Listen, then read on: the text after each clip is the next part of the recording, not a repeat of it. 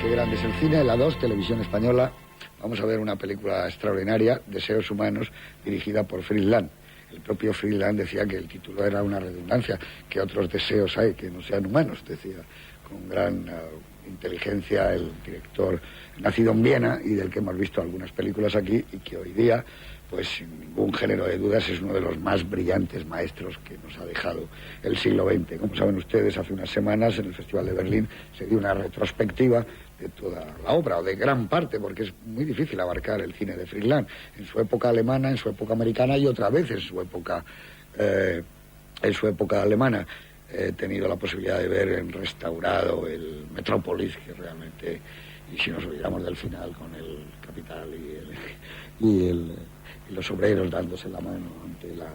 catedral, realmente es una obra portentosa, pero es que de Fritz Lang no se sabe qué decir. Casi todas sus películas pues, son verdaderas maravillas. Ahí está esa especie de díptico que es El tigre de Snapur y La tumba india, que yo creo que son una de las películas de aventuras más grandes que ha hecho nunca el cine. Pero bueno, para centrarnos hoy de Esos Humanos, corresponde a su época norteamericana, está en un momento extraordinario, acaba de hacer Los Sobornados, que hemos visto aquí en este programa y que es una obra maestra, y Mientras la ciudad duerme, otra maravilla, Más allá de la duda, está el maestro, yo creo que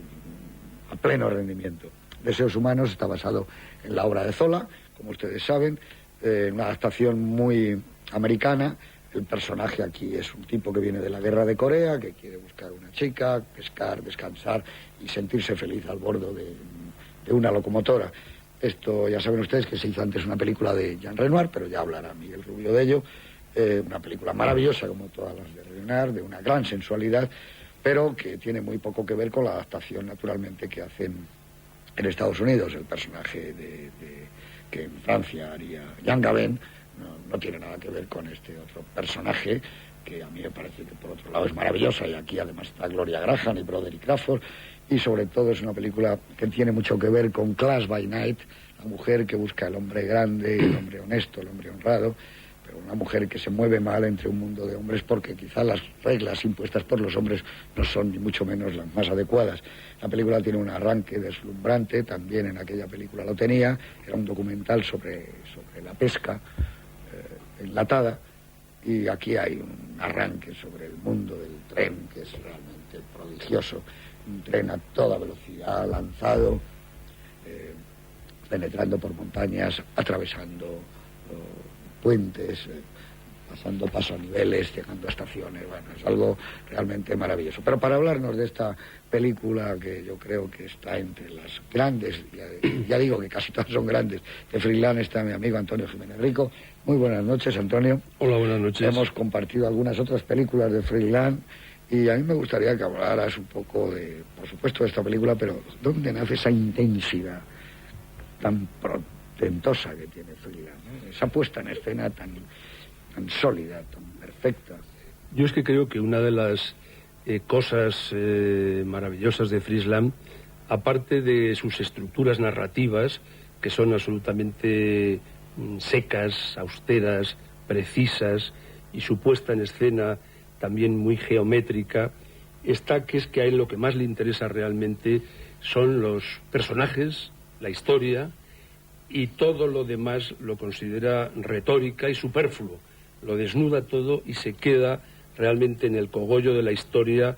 y en los personajes. Esta película tiene además otro atractivo, aparte de los que siempre tiene Fritz Lang, que es una película de trenes. Yo reconozco que tengo una enorme fascinación por el mundo de los trenes, incluso personal. A mí me gustan mucho los trenes, me gusta mucho viajar en tren. Y además es que los trenes son un elemento muy cinematográfico, porque el tren al fin y al cabo es un escenario, es un espacio, es un ámbito que se mueve a través del tiempo y a través del espacio, porque siendo un espacio en sí mismo pasa por otros espacios que de alguna forma condicionan al espacio interior. Estás hablando del cine. Exactamente. Y luego se mueve y se pasa de un lugar a otro a través del tiempo.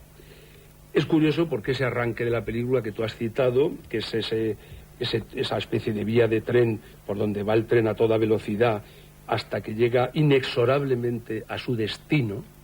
es un poco una especie de alegoría o de metáfora de la propia película, de un tema que le interesa mucho a Frisland, que es esa especie de fatalismo de sus personajes que van a un destino inexorablemente, como los trenes de esta película, van a un destino inexorablemente marcado por esas vías, que aunque hay momentos en que se entrecruzan con otras, siempre al final llegan a un destino que es como un destino prefijado y marcado, que es un poco lo que le ocurre a los personajes de la historia. Por otro lado, Frisland lo dijo, y si no lo dijo, yo creo que lo tendría que haber dicho, es que él siempre es más partidario de las oscuridades que de las luminosidades. Y cuando se refiere a esto no solo se refiere a un ambiente puramente fotográfico, sino hasta el propios personajes, las propias relaciones y la propia interior de los personajes, que siempre hay algo de oscuridad más que de luminosidad. Por otro lado, que eso ya hablaremos luego, los cambios que hay respecto a la historia precedente que hizo Renoir en el año 38 son muy notables. Hay unos cambios que marcan mucho la diferencia entre el cine de entonces, el de Renoir en Francia, al cine americano del año en que se hizo esta película, de los 50, con una serie de presiones, porque en la otra, la bestia humana eran todos los personajes. Y aquí no cabe duda que tanto el guionista como el productor como Frisland intentan salvar de alguna forma una especie de códigos morales o éticos que tiene el personaje de Jeff, que interpreta a Glenn Ford, que en cierto modo se redime al final y se salva, cosa que no ocurría, o yo creo recordar que ocurría en la película precedente. Y por último, pues decir que aquí hay un personaje femenino absolutamente emblemático, que es casi el prototipo de la mujer fatal, mentirosa, embaucadora, destructiva, que consigue arrastrar detrás de sí a todos los hombres, menos a uno, que es uno el que se salva un poco al final, pero ese personaje está interpretado, y más que interpretado, está encarnado prodigiosamente por Gloria Graham. Y yo creo que lo mejor es que veamos la película, porque realmente es una película muy notable, pero yo no me atrevería a decir si es la más notable de Frisland, porque es que a mí me gustan tanto las películas de Frisland, sobre todo por ese estilo seco, austero, geométrico, no solo narrativo, sino también de la propia puesta en escena, que siempre va a la esencia de las cosas sin ningún tipo de aditamento superfluo. Muy bien, muchas gracias. Miguel Rubio, buenas noches. Tú tienes muy reciente La bestia humana de Renoir, ¿no? ¿Qué crees tú que se han planteado aquí en Estados Unidos 15 años después? Bueno, la acabo de ver, es decir, la compré en Buenos Aires, ¿recuerdas? En un sitio maravilloso, estaba lleno de películas de todo tipo. La bestia humana, que naturalmente se llama La bestia humana en Renoir, es absolutamente distinta. Yo creo que está toda basada en el personaje de Jean Lantier, que interpretaba Jean Gabin, y yo creo que aquí lo que le interesa más a Lang no es el personaje de Glenn Ford, al que cambia absolutamente. Jean Lantier aquí se llama Jeff Warren, porque hay un lado patológico que explica muy bien en la novela, espléndidamente, la novela de este heredero de los Rougon-Macquart, que es el personaje de Jean Lantier, hijo de Auguste y de la famosa Gervais, que hay una película espléndida francesa, y aquí le interesa mucho más, creo yo, el personaje de la mujer que interpreta Gloria Graham, que aquella que interpretaba Simone. Lo que cuenta Zola y lo que cuenta Renoir es la historia de una patología familiar, como un hombre borracho, absolutamente perdido en una especie de locura, que cada vez que tiene que hacer el amor o que quiere hacer el amor, termina asesinando, solo puede hacer el amor asesinando a la mujer con la que va a hacer el amor. Aquí yo creo que a Frisland le interesa, como siempre, más el personaje de la mujer que el personaje del hombre. En el fondo, como ha explicado él, creo que a Peter Bogdanovich, al final el maravilloso guionista que es Alfred Hayes, con el que hizo Clash by Night, lo que hace es un triángulo entre tres personajes, y yo creo que lo que a Frisland le interesa más no es el lado luminoso, corriente, cotidiano, que quiere una vida tranquila,